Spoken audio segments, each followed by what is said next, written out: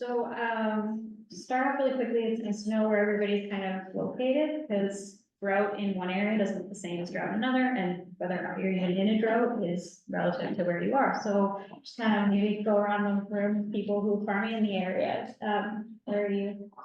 Sorry, Winslow. Okay. County Board. Okay, Yeah, we're in Yale. yeah, okay, just like nearby, because yellow is big. Yeah, it's not. Okay. County Board. Okay, County board as well. Subdivisions were. Last and County, North Lake Ave. okay, so a little bit of variety, so there will be some overlap, luckily nobody's toward Edson, because Edson's in its own world when it comes to the farming over there, they got a lot more water this year, so, with, I guess, something that I've been doing the last couple of weeks, well, the last few months has been going out and talking to different communities about drought and the winter drought we've been experiencing in the lake of Alberta, so,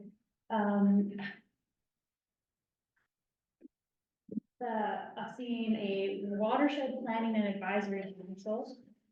Essentially what we are is taking a watershed approach, but from a kind of community scale. We want to look at it from the smaller watersheds, not the whole province.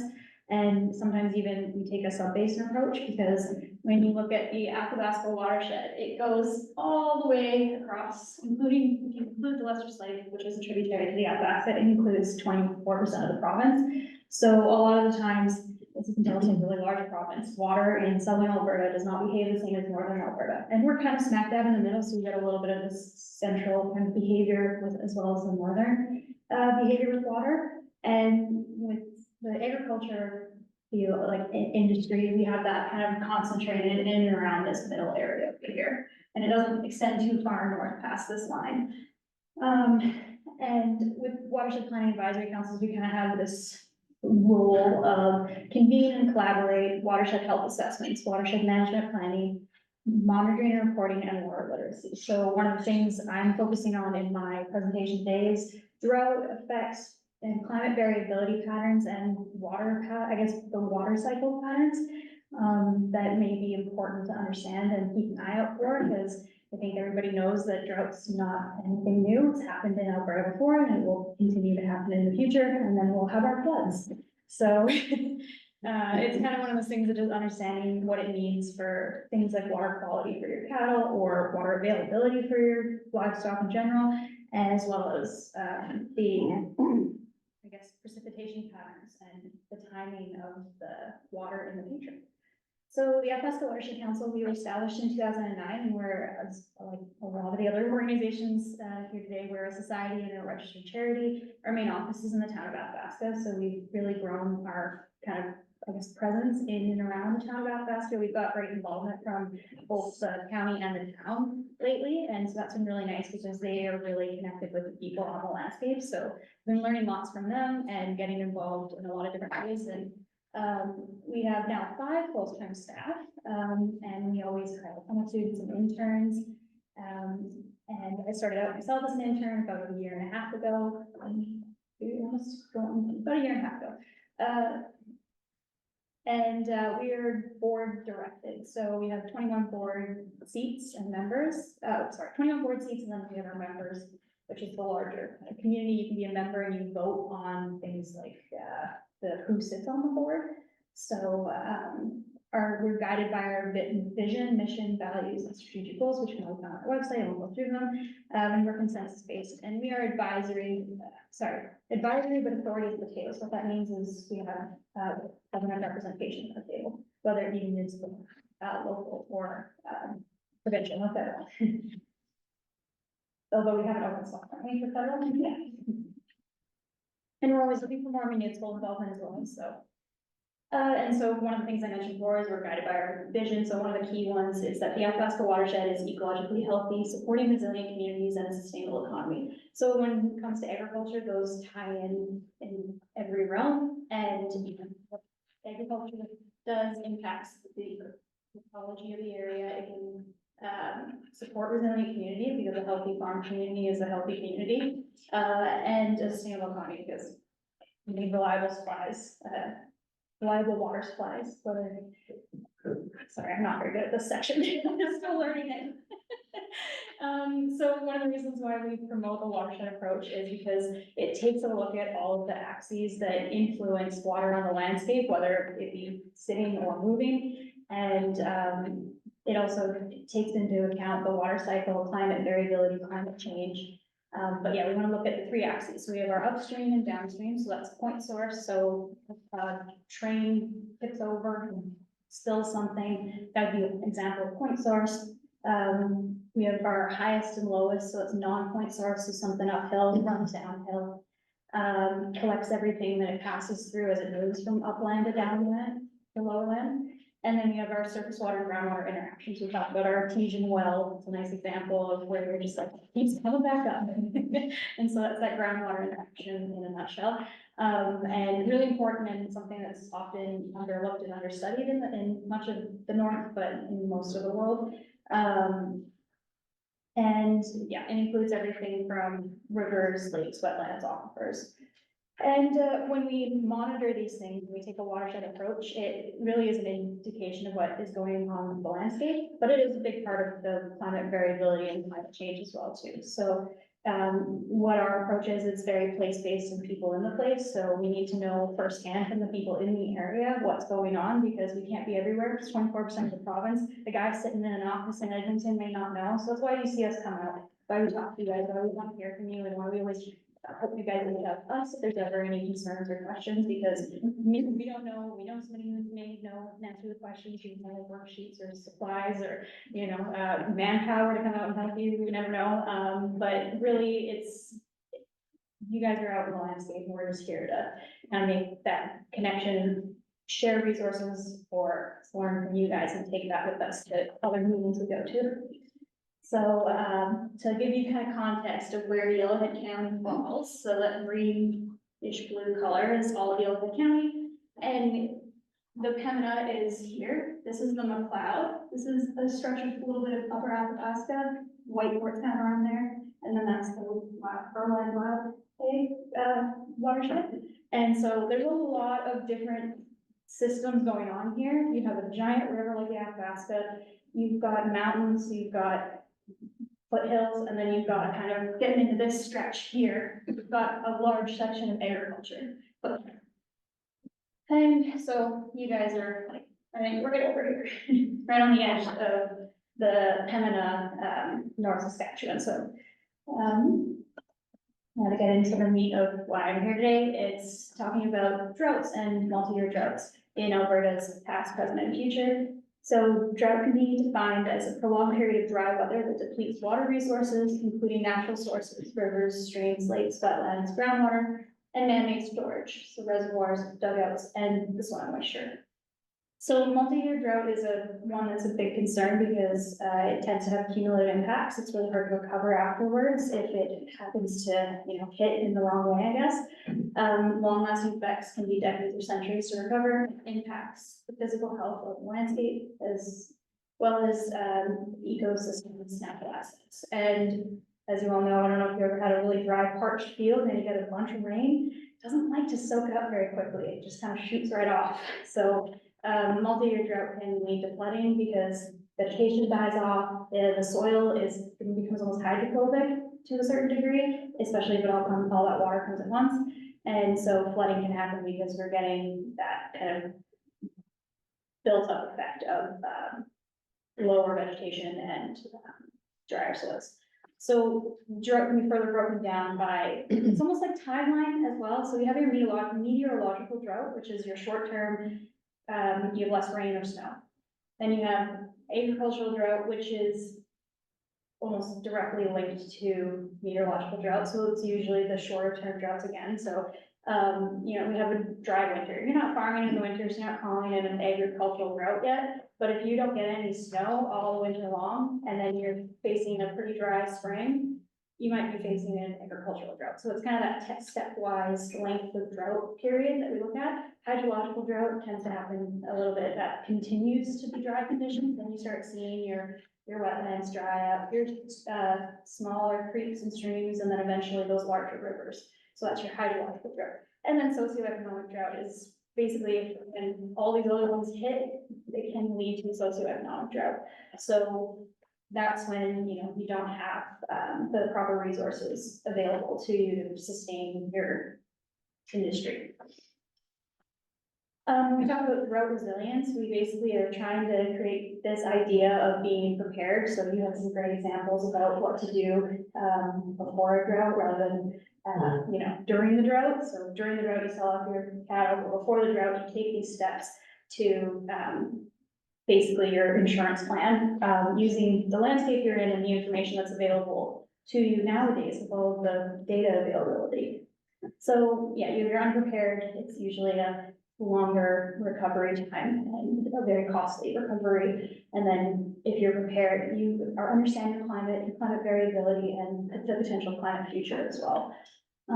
So when we talk about this region, there's, the precipitation patterns that we want to pay attention to. And I've circled just that one, the first one, so that's kind of the area that we're looking at. And our largest precipitation accumulations occur in our warmest months. So essentially, because our June, July, and August tend to be the periods where we get the most moisture, we also think what's accompanying that is the really hot weather. So not all of that water is accessible, especially if you're thinking about water resources for livestock. If you get, all of that water is not, it gets trapped by plants, it gets trapped by the soil, and so it may not reach water bodies, things like that. I mean, if you're getting lots of moisture in the summer, it's good for a plant, but it may have varying effects depending on what system you're thinking about. So when you look at fall, winter, and spring, those precipitation amounts combined usually equal what is happening in those 3 months in the summer. So you have 9 months a year added up equals the 3 months in the summer. But what's different about those the fall, winter, and spring is the cooler temperatures. So it holds on to that moisture a lot better than when you get it all in the summer. So when we have something like a winter drought that we've been facing this past few months, you tend to see the extra flag parade by everybody. That's why we've been talking about this for the last 4 or 5 months with everywhere. I feel like that's all you hear now. And it's because that's a snowpack storage, and it's really important to maintain some of the soil moisture and to build up water storage in our streams, lakes, rivers, so that we have sustained moisture throughout the rest of the year. So when we talk about the history of agricultural drought in Alberta, we've got the famous 1929 Dust Bowl. After that, we had the Prairie Farm Rehabilitation Administration founded, so that was after we had this major problem, this was formed to try and help people recover from that. Then we had a series of droughts begin again, lasting through the 1980s. In the early 2000s, we also had most of Canada was experiencing a drought.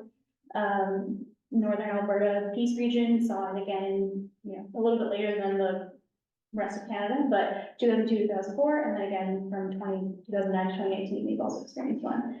In 2015, they also, Alberta declared a state of agricultural disaster.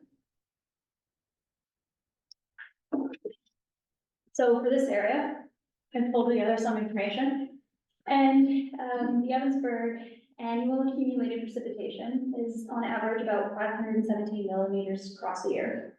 And you can see a history of where you've had some low conditions. So I think the lowest was about 300 millimeters, or just above 320. And that was in 1967. In 2002, when the rest of Canada was experiencing that major drought, you guys are pretty close to hitting that record low. And in that 2015 agricultural disaster, it was not quite as low as the record low, but you had 1, 2, 3 years of pretty dry conditions leading up to that 2015. So that's 2013, 14, 15 showing there. So that's an example of where you've got 3 years and then it leads to state of agricultural disaster declared as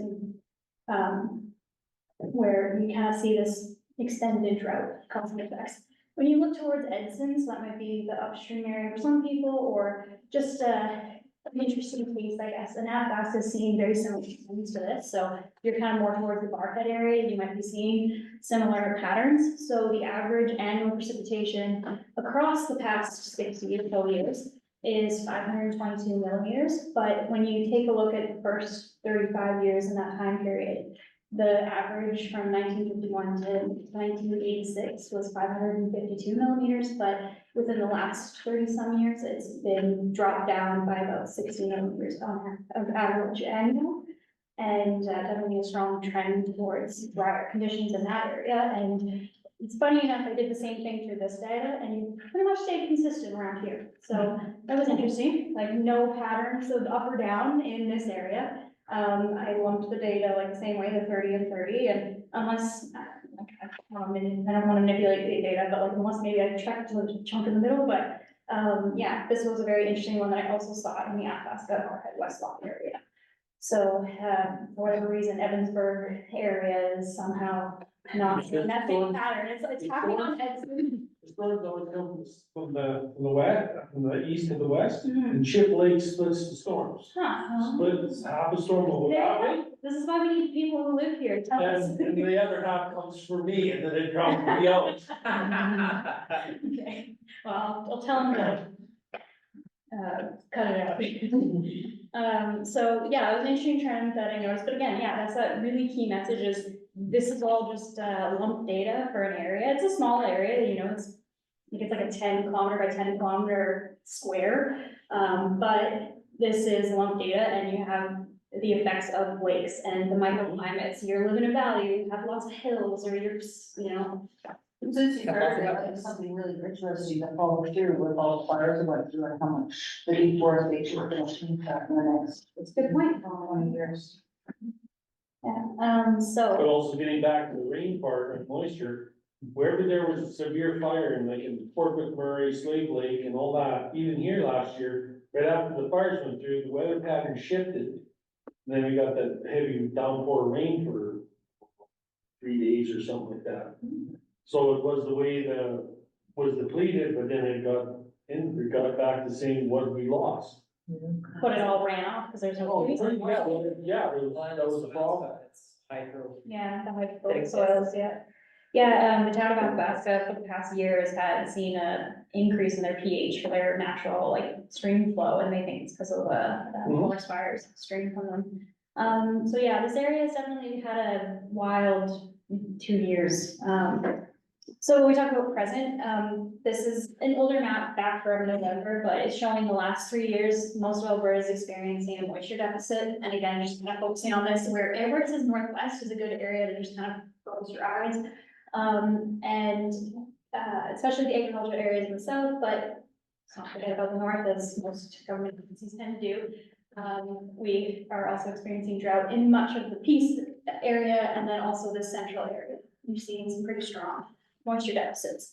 And in general, everybody knows that long-term drought can impact the overall health of the landscape, and this is reflected in dwindling surface water supplies and poor flow of both native and planted species.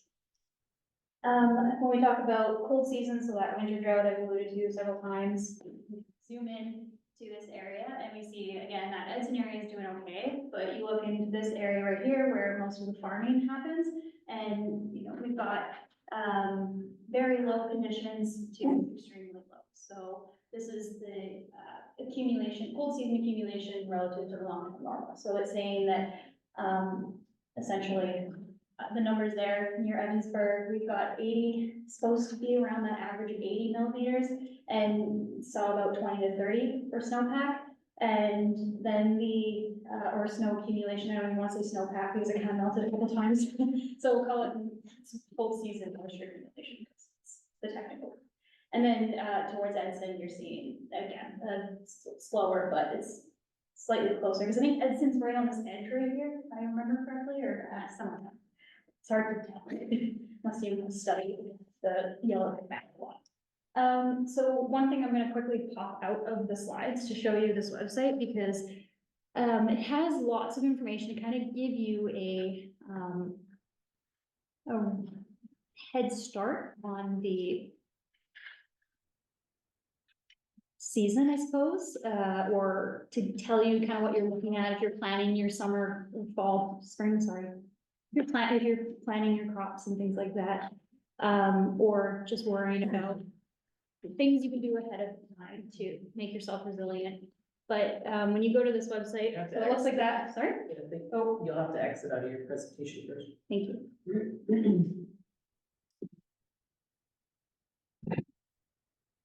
Okay, so when you look up, I'm pretty sure if you look up agriculture, but anyways, it's acis.alberta.ca, and this is really good, for, I don't think you're. we're not, still not, oh, jeez, okay. I'm still seeing the same. Yeah. Is everybody else still seeing the same thing? Okay, good. It's just you here. Yeah, could be. Okay, so. Like homepage, one more time. So that's what you saw before, so what it does, it brings you up to date with Alberta weather and climate data. Yeah. You know about that? Okay, so I won't go too much. Yeah, the pitch link. Yeah, so I really use this one a lot when I come to presentations like this, because they've got all of that compared to long-term normal and averages or accumulation, so it gives you a lot of information depending on what you're interested in. The soil one's really helpful for this time of year, because you can look at all of these different categories, such as the, average long-term, what it is currently, the current departure from average, so you hit May 8th, which is the most recent update, and you see that soil moisture is, How frequently is that updated? Like, it's updated weekly. Very good site for doing this local weather. It's got their weather stations all over, but you go to punch up, they got the weather station, go there and then you can get weather for your area. Mhm. And it'll show you if a storm's coming in, if you want to spray or seed or So, cut hay or whatever. It's actually a real good site. yeah, so this one's tailored towards agricultural, so they give you a moisture situation update, glossary, but it tells you, your weather radar imagery, weather forecast. So it's got a lot. I use this one for kind of the educational piece about climate patterns. But yeah, when you look at this area, we have again, that same one I was showing before. Very dry towards the Yellowhead area. Then we switch over to this one, which is the pasture soil moisture is relative. They actually just updated this I just pulled these up, and they updated it clearly in the last 2 hours, because now it's up to date as of May 8th. But you look Yellowhead, they cut it out because this is where agriculture is practiced, so they don't include the mountain area. But they show you that, oh, okay, over here, still good moisture to a depth of 60. Over here, it's near normal. And then this one is the deeper soil and it's a little bit drier, so that deeper penetration of moisture is less. And I think that's probably reflective of the lack of snowpack to replenish that deeper soil. It's about a week behind it, looks like, it's estimated as of May 2nd. Yeah, they just updated it, so I couldn't click on the newest one, because they updated it yesterday, but they have up to yesterday. So it depends on when you look at it, but they usually are updating it weekly, and they just uploaded the May 8th, I saw. Since I clicked on it, so.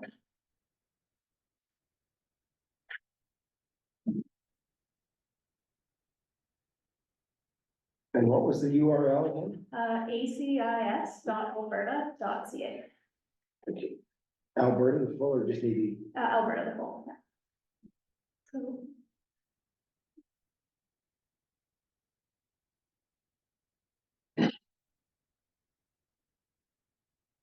So this is the most recent one for surface. 60 centimeters, so. Oh, looking not bad. A little better than last week, so that's good. I know you guys got some rain, right? So yeah, it's an extra tool in the toolbox for you guys to be aware of. Sounds like some people already use it for tracking when you wanna go out into your fields and do the stuff that you need the weather to cooperate for, as temperamental as it is. Is it pretty accurate, like with the Very storms good and stuff? money. Yes. Bang right on. Yeah, the storm was gonna hit, the storm was coming through it too, and we're there by 158. Wow.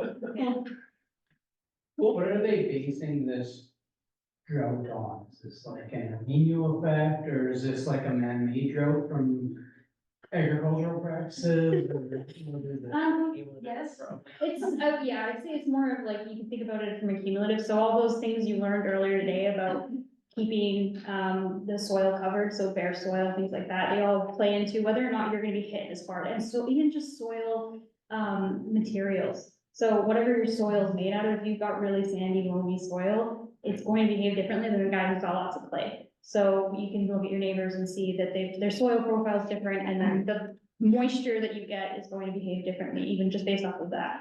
So you sit getting, field next, one field into the next, but maybe they're divided because that guy's slightly up on a hill, so you had more, glacial till, something like that.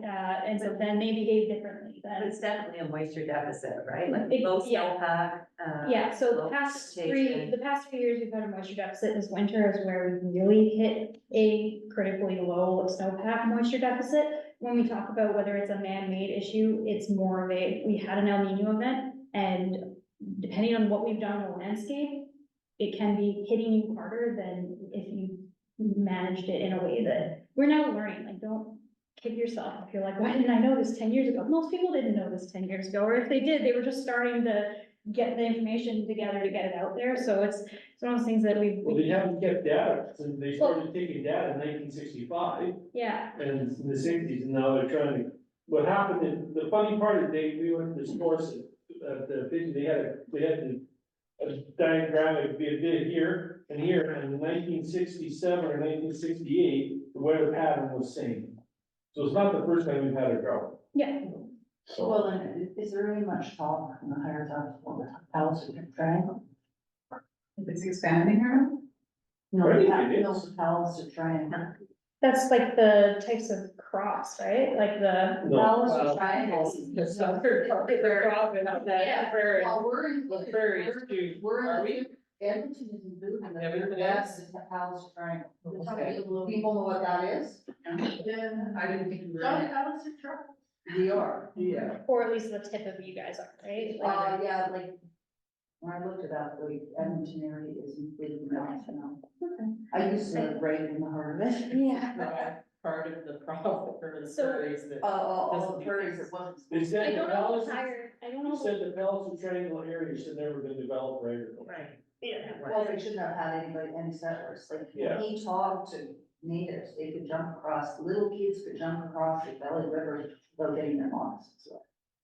I think that's why we're pumping a lot of money into irrigation and stuff, right? But I think the really big message more recently is, we've all experienced drought before, but we sort of thought of it as a 1 year thing. And I think what we're seeing more, whether it's through better data or looking into the future, is that we might have multiple year Oh, yeah. successive. Well, it's here to stay, it's not going. And it's, as I showed from the maps before, we've been experiencing it since at least the 60s that they've got data going back to, the 50s. 51 is first kind of first data point that they've got the climate information for the, and that's a meteorological drought. Whether that actually translated to on the ground, the farmer was experiencing drought in their field in Evansburg in 1951 is another story, but it was a meteorological drought Yeah. in our history. So you go back to, show you that was the Evansburg map, this one. So you go back to this is 1967, well, depending on what you're doing here, that may not have felt like a drought to you because you're maybe. But if you look at the pattern, it's almost identical. Yeah, so that hasn't changed, but Yeah. then you have other areas where you have seen a change. So Yeah. you also need to be aware of trends and things like that, depending on where you're located. So, because Barhead is the one where I would be paying attention to this decline, because the Barhead West Loch Athabasca area is experiencing this as well. So, and again, it largely depends on things like, there's a big lake nearby. Yeah. So it's very, very site dependent, but there's so much information nowadays that I think we're moving towards an era where we're more aware and more, we're less, I feel like that one size fits all approach, like how much of our agricultural information and advice comes from southern Alberta where it's irrigated.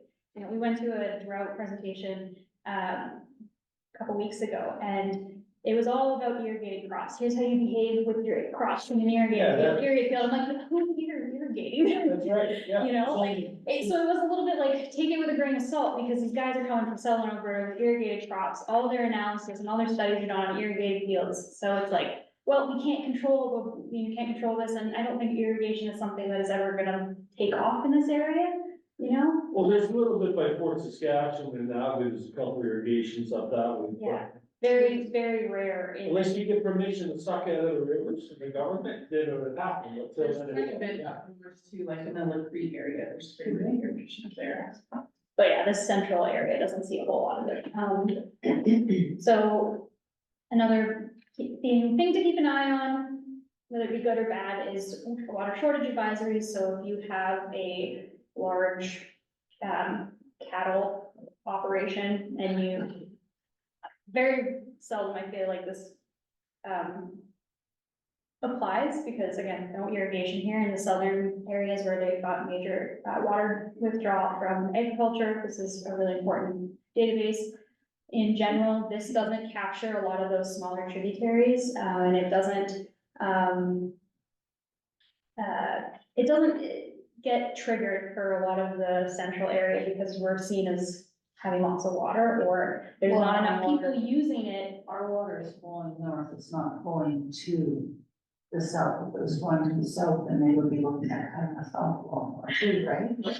So, Do you want to just put a press slide, shows your. Oh, yeah, text is a sorry. little bit bigger. we.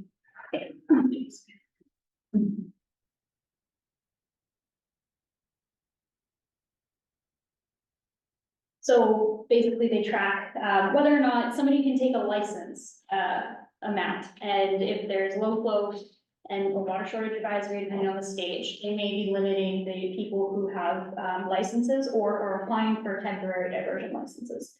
But hydrological drought is not something to ignore in this area just because there's not a ton of licensed users on it, because as you guys know, you can use it to water your livestock. And, smaller water bodies and tributaries are usually, or well, not usually, they are the first to show the effects of a multi-year drought. So, something like where the last 3 years we've had a moisture deficit and we had a really minimal snowpack, we aren't seeing those tributaries replenish, especially if you're looking at a tributary that's not in the mountains and getting that built up moisture.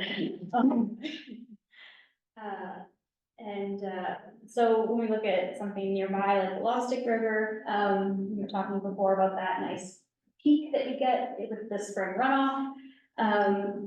You kind of see that right around here. This is the historical kind of data. Not showing the current amount because the Lobstick doesn't have a continuous monitoring flow gauge, but the Pembina nearby does. And the Pembina, I think it actually wasn't low, so the Pembina is getting some of that, especially right here by Edinburgh, because you have that uphill area towards the upper part of the Pembina. It's actually doing okay, you've been getting lots of moisture and rain towards that area, so the Pembina is doing really well, but some of the other tributaries, depending on where you are, they may be quite low. if the Chip Lake is going down, the Lobstick doesn't run.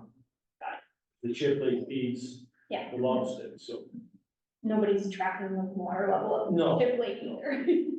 So, again, some of these smaller lakes, tributaries, they are the first to see the effects of climate change and climate variability, but they're also fairly under monitored as well, so, it's just something to be aware of.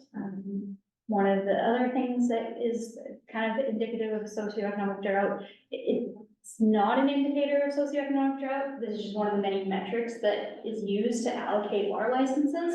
But when you're in an area that has a locally constrained water system, it's saying that there's not enough water for, to be free giving of the water licenses. So when you have a locally constrained area, there's special requirements to consider when evaluating a potential water source for allocation licenses. So if you're applying for a new license, and you're in a locally constrained area, it may be harder for you to get the water you need for your system.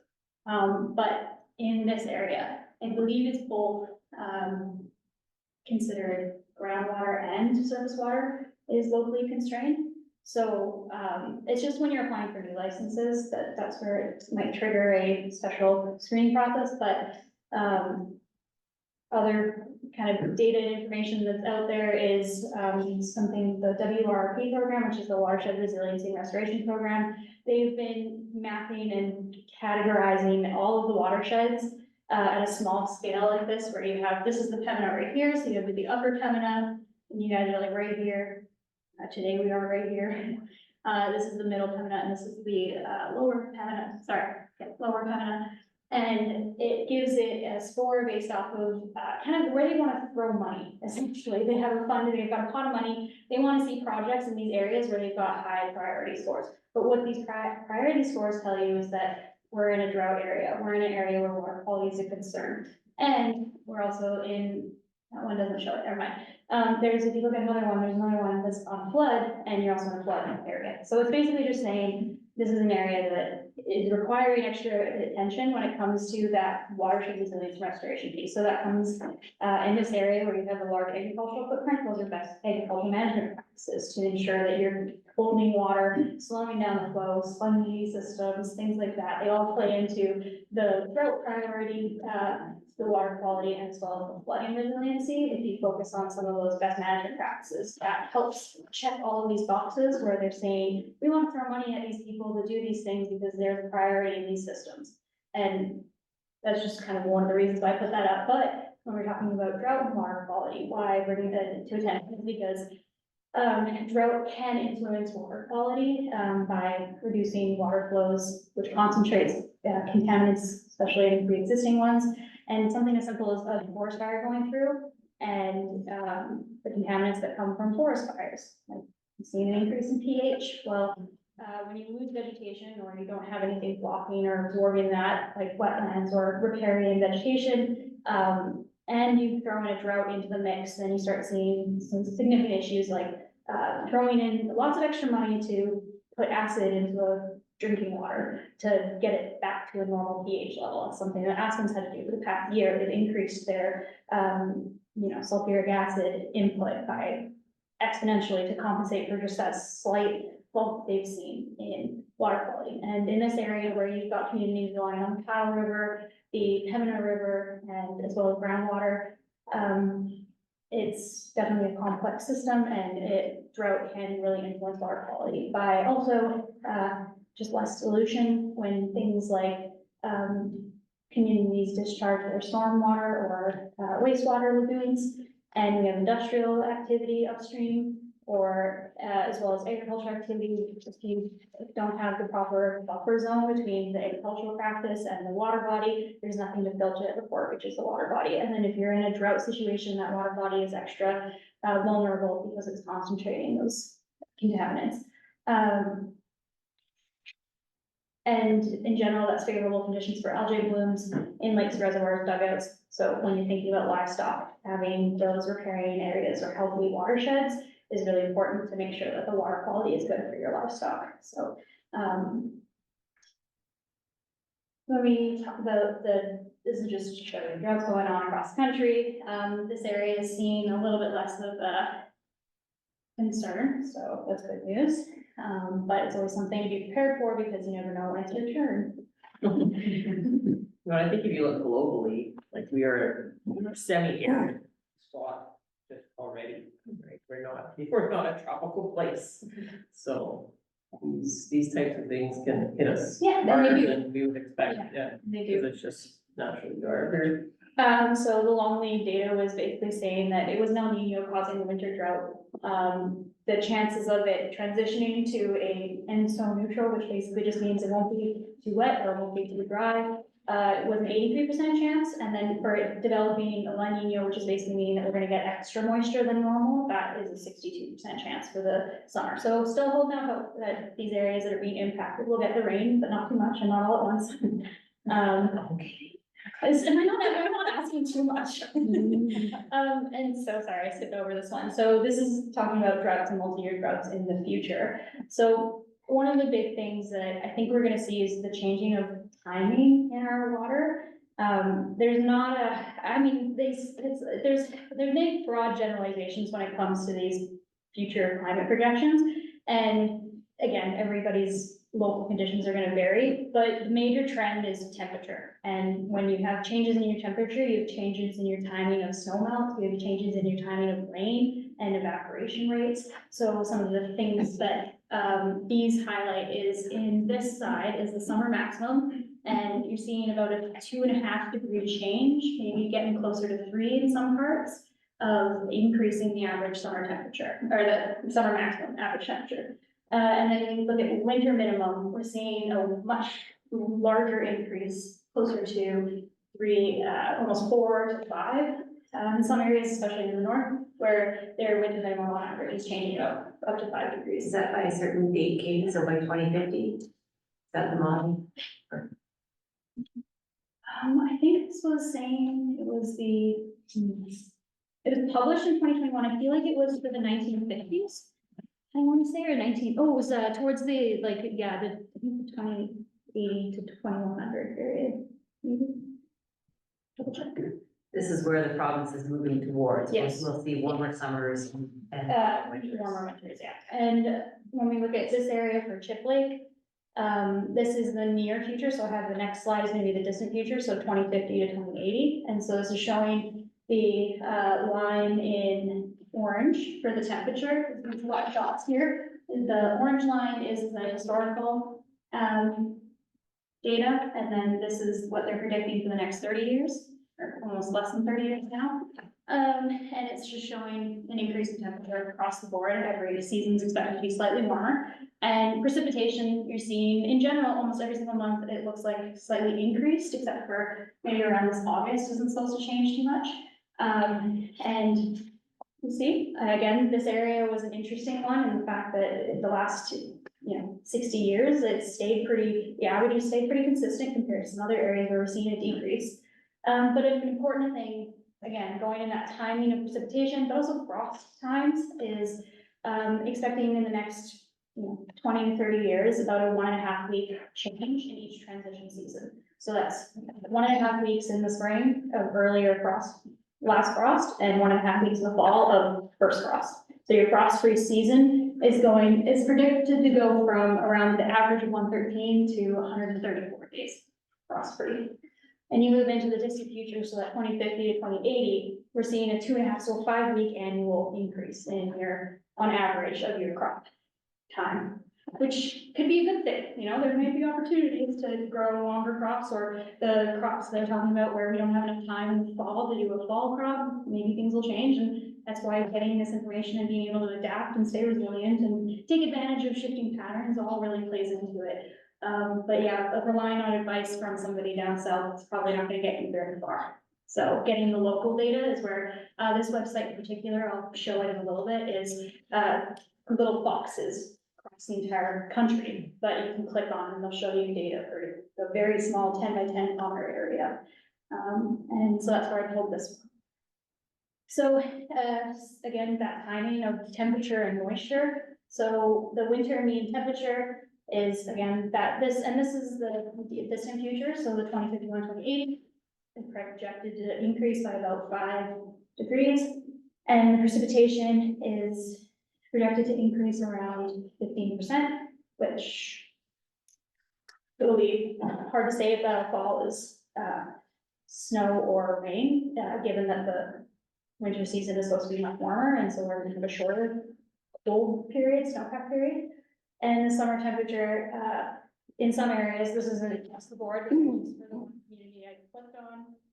We're seeing 4 degree summer mean temperature change, and only a 4% increase in precipitation. And again, when you think about the heat of the summer and that 4 degree change in temperature, but only a 4% change in the precipitation, that means a lot more loss to evaporation. And also I know. So this is going towards the near future. Sorry, I'm bouncing back and forth, but this is the data for 2021, 2050, and the number of plus 30 degree days is expected to jump up from the historical amount by 6.5 days. So, yeah, on average, it used to be 2.5 days, now looking closer to 10 days. of 30-degree days. So those poly crops are looking like they make sense. Stuff on the ground. They keep stuff in the soil, cover the soil, doesn't heat up as much, yeah. Keep the trees, yeah, your windbreaks and everything become really important, to stop the evaporation in the summer. And again, changing of timing, so we're looking at potentially an increase in that snow, so that was where I was saying, oh, we might have 15% more precipitation in the winter, but it's showing that there's this drop here about a couple weeks early, so that's where, oh, it's not snow anymore, it's precipitation, because it's now suddenly spring rains instead of spring snow.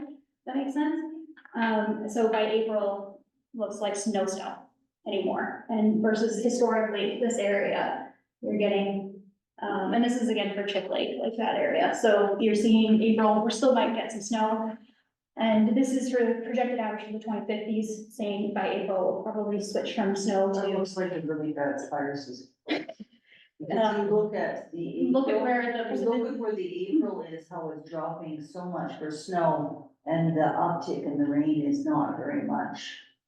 So we're gonna have an earlier snow, we're gonna have a really big fire season from Yeah. March to like May. and this is the historical line for precipitation, how I said our highest peak of rainfall is in June, July, August, which corresponds to our warmest months.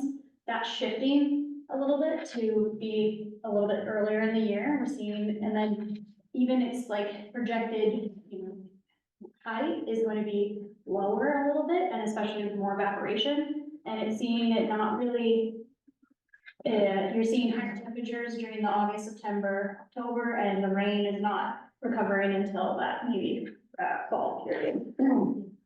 So it's definitely something to pay attention to, okay, and keeping, strong emphasis on that spongy systems. You wanna retain moisture, but it helps you in drought and flood situations on average. But the resiliency piece is just figuring out what's right for your system. Hydrological variability and future variability of the Lost River, we saw that peak in the spring. So this one's showing each of these graphs, it's really busy, I'm sorry, but this dark blue is the, historical, river flow. And you see it hits its very low levels in December and January. But we're expecting with more fall precipitation or less, snowpack season, so, more melting of, if it does fall snow, we may get those warm, late fall warm days, so the only snow that falls will melt, so we'll start seeing bumps in the river flows during the winter, rather than seeing a kind of snowpack build up for 5 months of the year and then dropping and melting in the spring, in the March, April, like we currently see. It's showing this kind of getting more of a, melting in the spring and fall. And then we see this section here in the late summer where it starts dropping in September a little bit. These ones are really interesting. It's gonna be hard to tell. You have so much influencing them. But so in general, what all of the climate scientists are saying is that we're expecting to see droughts of greater frequency and intensity, severity, and for longer duration. So those multi-year droughts may become more frequent.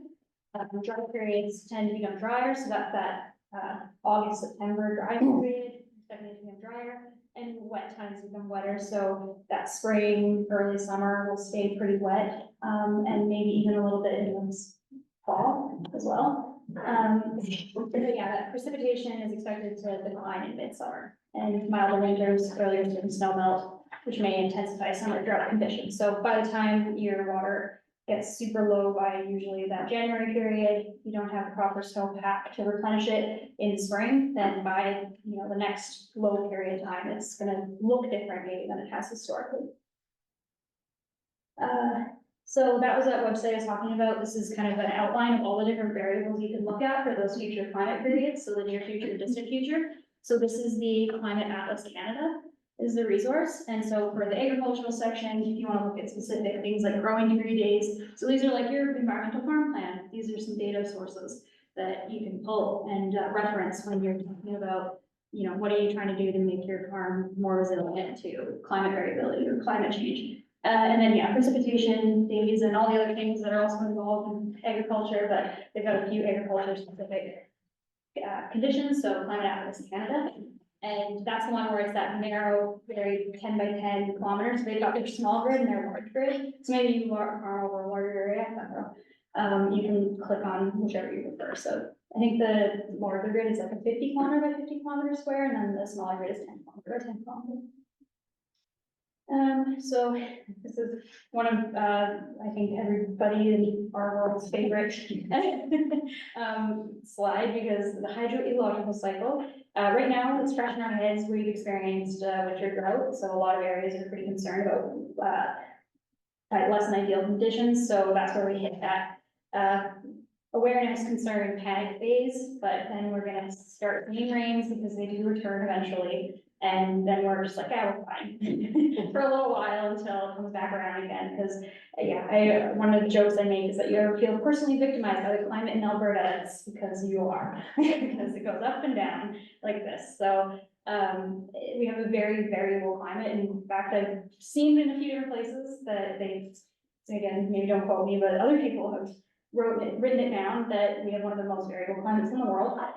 So by variable, it means from year to year, it's changing a lot. So from decade to decade, it's changing a lot. But we do see those patterns and cycles coming around again. So yeah, there's more and more information out there, and I think we're moving into a time where we're much more aware of the options and opportunities and more data available to us. Pay attention to where your data is coming from and what it applies to you, and try and seek out the guidance and advice from people who are nearby or aware of kind of the system that you're in. Because yeah, trying to apply some advice from other areas doesn't necessarily work. So I've said this a couple times now, but one of the key things is that we want a slow flow such that our watersheds are spongy, not flashy. So we retain water on the landscape when we need it in dry years and when forest fires threaten us.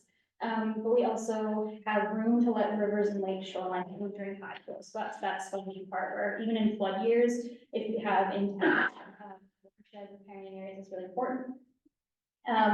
With the Athabasca Watershed Council, we always appreciate all of the smaller organizations that are doing things on the landscape. So these are ones that are specifically active in different areas of the watershed. So you know, we have Keepers of Water, LIPA, which is the The protection. thank you. So like that one's nearby, so that's a good one to memorize.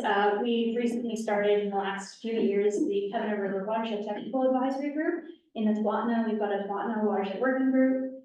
And, you know, watershed management plans are also something that we're a part of as well for creating the right context for your watershed and what you're working with. So with the Pembina River Watershed Technical Advisory Council, that's where we bring in all those people that are active in the area, and we want to hear from them about what concerns them. And one of the first projects that we got up and running with this group was a 2-year water quality monitoring program of the Pembina River watershed. So these are all the sites that we're sampling.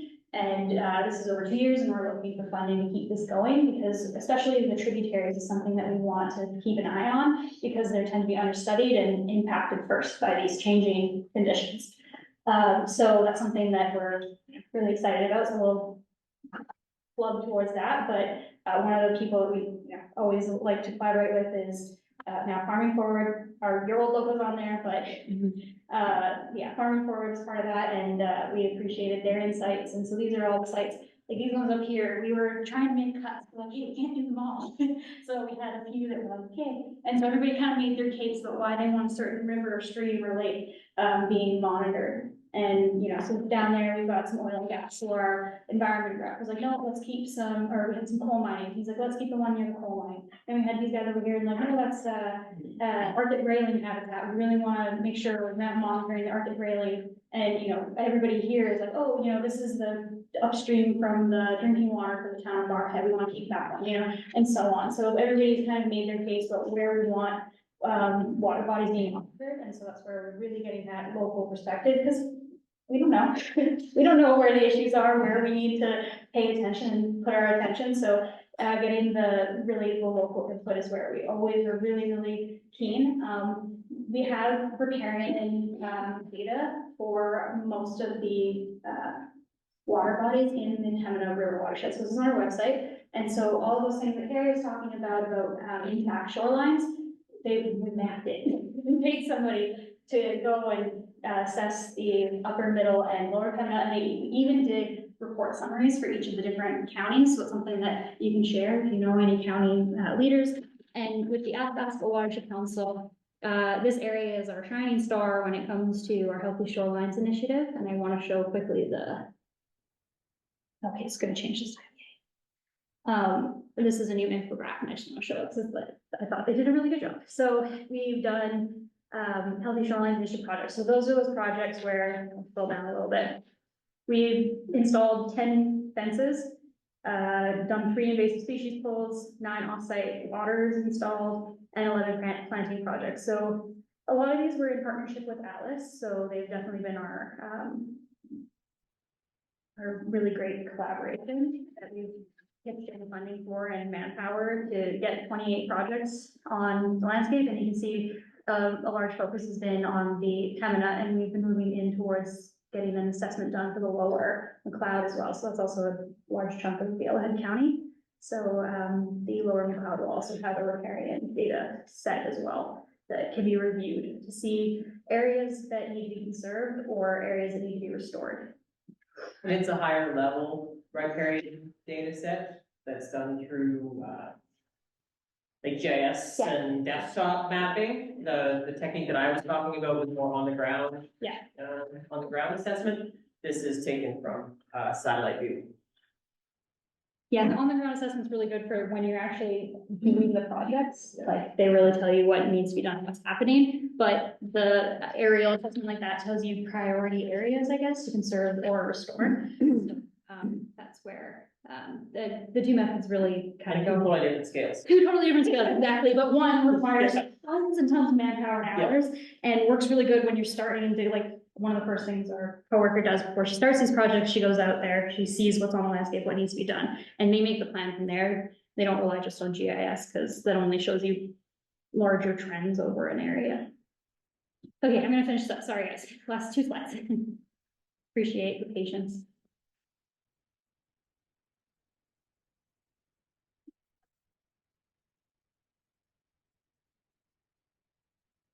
Okay, so in general, we're working to understand and restore shoreline habitat and wetlands in the Pembina River watershed. We will love collaborating with partners to make the Pembina watershed healthier and understanding water quality to address watershed management opportunities. What we need to incorporate a watershed lens into everything we do, and that includes the municipal, the intermunicipal development plans. So you have Yellowhead County next to Brezo and so on and so on. We like to promote shoreline development setbacks and environmental reserves. Know your floodplains is a big one. Retain your wetlands and work with beavers, as Carrie mentioned. Promote shelter belts, free tree programs. Fire smart is a big one. And flood, drought, and source water protection plans, and promote best agricultural practices. So thank you guys for listening.